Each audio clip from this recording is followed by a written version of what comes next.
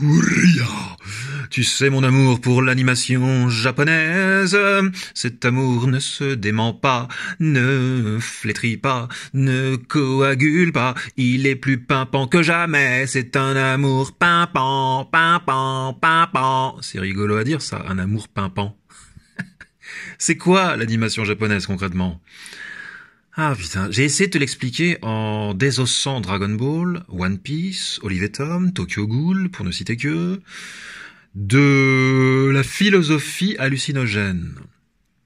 L'animation nippone, c'est un bonbon hallucinogène qui, sous couvert de distorsion et d'extravagance, ouvre les portes de la lucidité, entr'ouvre les portes de la lucidité selon ton acceptance, ta réceptivité au message derrière les dessins.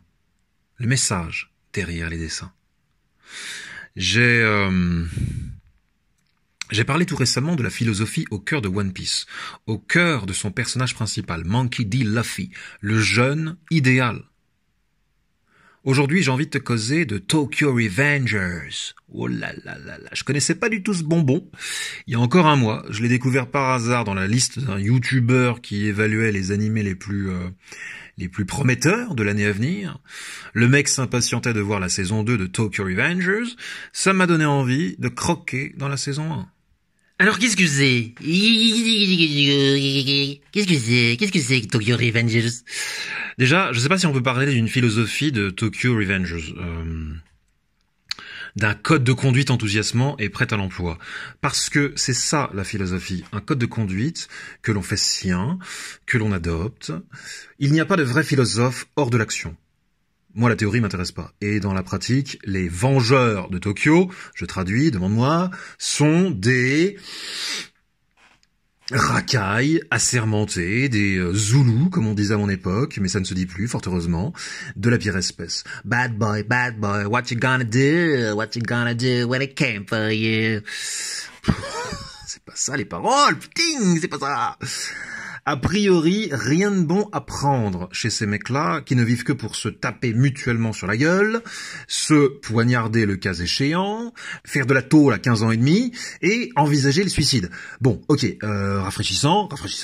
Je te fais le topo. C'est l'histoire d'un mec, Hanagaki Takemichi, qui, désespéré par sa vie à la con, se voit offrir la possibilité surnaturelle de retourner dans le passé pour rectifier cette vie.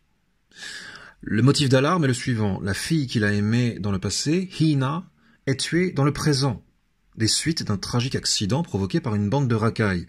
Victime collatérale ou cible désignée par les dites racailles, impossible à dire. Les causes de la mort de Hina ne peuvent être élucidées que dans le passé. Faut revenir aux sources, Coco, pour savoir ce qui s'est réellement passé et le rectifier.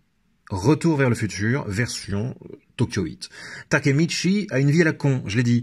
C'est un puceau de 26 ans qui vit dans une porcherie d'appartement, un béni-oui-oui qui se fait marcher dessus au travail, une âme en peine qui passe son temps libre à boire de la bière en canette sur son lit. Bref, un homme tout ce qu'il y a de plus sexy. Mais le destin lui fait une fleur. Et quelle fleur? Tout reprendre à zéro.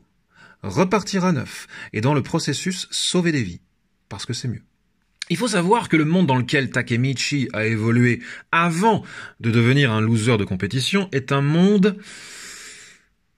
comment dire ça? Un monde interlope. Un monde d'adolescents déchaînés qui se prennent pour des yakuza, s'organisent en factions et se donnent des rendez-vous pour se rentrer dans l'art. Les mecs en peuvent plus, ils ont la testostérone en folie, ils font chanter le pot d'échappement de leur bécane à n'importe quelle heure du jour et de la nuit. Ce sont des bikers de l'apocalypse, tu comprends? C'est un peu Sons of Anarchy, version teenage, quoi, doublé de Fight Club. Ouais, c'est ça. Ouais, c'est ça, Sons of Anarchy et Fight Club. Puis voilà, en sandwich, t'as Takemichi, quoi. C'est un peu l'esprit. Le Takemichi du passé a rêvé de faire partie d'un gang de bikers. Il s'est fait taper sur la gueule et a renoncé. Bon. Et à partir de ce traumatisant renoncement, sa vie a été marquée par la soumission. il a baissé la tête et s'est fait marcher dessus au travail, au quotidien, en milieu social, en toutes circonstances. Inutile de te dire que son reflet dans une glace lui donne envie de vomir. L'autodépréciation is a bitch.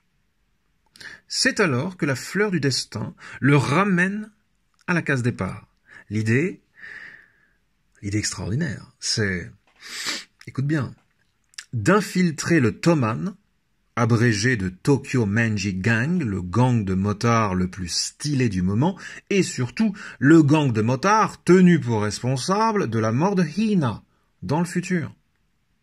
Il se trouve qu'à fréquenter les membres adolescents du Toman, Takemichi se prend de passion pour eux, subjugué par leur très précoce sens du dévouement. Ce ne sont pas les racailles sans foi ni loi qu'il imaginait, non, les mecs sont drôles, attachants, sensibles, et portent en eux des valeurs de solidarité et d'autosacrifice qui les apparentent à un ordre de chevalerie plutôt qu'à un ramassis de délinquants. Alors, dans les faits, ce sont des délinquants, t'affole pas, totalement coupés du monde des adultes, qu'ils reproduisent à leur guise. On se croirait dans ce roman-là, comment il s'appelle Sa Majesté les Mouches. Sa Majesté les Mouches, tu sais, une société de gosses livrés à eux-mêmes. Ce sont des délinquants, mais des délinquants sophistiqués. Impossible pour eux de faire le moindre mal à Hina. Ils aiment Hina. Alors comment se fait-il que Hina va mourir par leur faute? Eh bien, c'est parce que si leur compagnonnage est une pomme, un ver ronge cette pomme de l'intérieur. Ce ver s'appelle Kisaki Teta. Je te dirai pas qui est Kisaki Teta. Il va te falloir le découvrir, Coco, mais sache que Kisaki Teta a quelque chose d'un certain penseur italien que le passage du temps n'effacera pas. Voilà. Hanagaki Takemichi, secondé par Naoto, le frère de Hina, devenu flic dans le temps présent, a donc pour mission rédemptrice de sauver Hina et de sauver, par la même occasion, ses nouveaux frères d'armes d'une mort certaine, d'une mort violente, orchestrée par Kisaki Teta, le ver dans la pomme. Tu vis par le feu, tu meurs par le feu. Ok, mais non, pas cette fois, s'il te plaît, on va rectifier le destin. Alors, pourquoi mission rédemptrice? C'est peut-être là le point de philosophie qui nous intéresse. Takemichi s'apitoie sur lui-même, se fait marcher dessus, s'autodéprécie tant qu'il reste absorbé en lui-même, obsédé par lui-même, à compter du moment où ses yeux se portent sur l'extérieur et qu'il se laisse gagner par l'influence des autres, que ce soit l'amour ou l'admiration que les autres lui inspirent, il relève la tête. Se sachant partie intégrante d'un tout, Takemichi aspire dorénavant à jouer son rôle pour maintenir le tout vivant. Le tout doit rester vivant.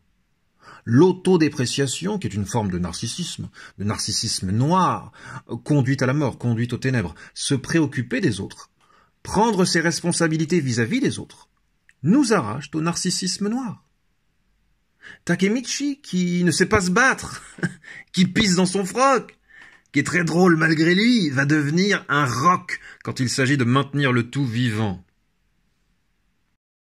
Les membres du Toman peuvent compter sur son dévouement, et il deviendra lui-même une source d'inspiration à force de volonté et de prise de risque. Si tu veux, le côté castagne, guerre de gang et compagnie n'est qu'une illustration hallucinogène de ce que tout le monde vit. T'as pas besoin de faire partie d'un gang pour avoir un choix à faire. Prendre la route du narcissisme, moi je, gna gna gna, moi je, le monde est trop méchant avec moi, gna gna gna, ou prendre la route de la vue extérieure. J'aspire à maintenir le tout vivant. Je veux jouer un rôle auprès des miens, auprès de mes congénères. Mon nombril, on s'en fout. Tu vois, c'est pour ça que je parle de rédemption dans le cas de Takemichi. Il se rachète. Alors, Tokyo Revengers, c'est un univers essentiellement masculin, hallucinogène. Les mecs ont 15 ans et demi, ils en font 27. Ils forment des factions de 300 membres. Ils n'ont pas de parents. Ils feraient passer les experts en Krav Maga pour des rats de bibliothèque. Des surhommes de 15 ans et demi, quoi. Mais tu vois, ce qui est rigolo quand même, c'est que les gros lascars sont pas les chefs. Non, les chefs comme Mikey sont féminins, chevelus, presque coquets. Ils correspondent pas du tout à l'image d'Épinal de la racaille. Mikey, qui est très charismatique, a une voix forte. Il harangue ses troupes comme un Napoléon. Mais il est très doux par ailleurs. Il te marave la gueule avec douceur. Takemichi chiale tout le temps. Tu vois, l'histoire prend le contre-pied de certaines idées reçues. Par exemple, Toman affiche une croix gammée dans ses symboles, mais je crois savoir qu'il s'agit là de la croix bouddhiste et non de la svastika nazie. Les membres fondateurs du Toman tiennent conseil dans un temple bouddhiste. Ce sont des moines guerriers d'un nouveau genre. Surprenant. J'aime beaucoup Draken, le bras droit de Mikey. Hyper stylé le Draken avec sa coupe de viking et son tatouage de dragon sur la tête.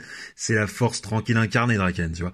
Manjiro Sano, alias Mikey, Baji Kesuke, Ken Ryuguchi, alias Draken, Kazutora Hanemiya, Haruki Hayashira, alias Pachin, et Mitsuya Takashi. Les 6 fondateurs du Tokyo Menji Gang, les Rolling Stones de la Voix du Point, vont avoir toutes les peines du monde à maintenir leur fraternité indemne. Grandir, c'est s'abîmer, comme dirait Juan Manuel de Prada. Mais le jeu en vaut toujours la chandelle. Vivement la saison 2. En attendant, je crois que je vais me faire le manga. Ouais, c'est une bonne idée ça. Et en attendant, mon ami, je voudrais que tu te poses la question suivante. Comment t'y prends-tu pour éviter l'autodépréciation? Dis-moi tout dans les commentaires de la vidéo. Peace. Et n'oublie pas de serrer les poings quand il le faut.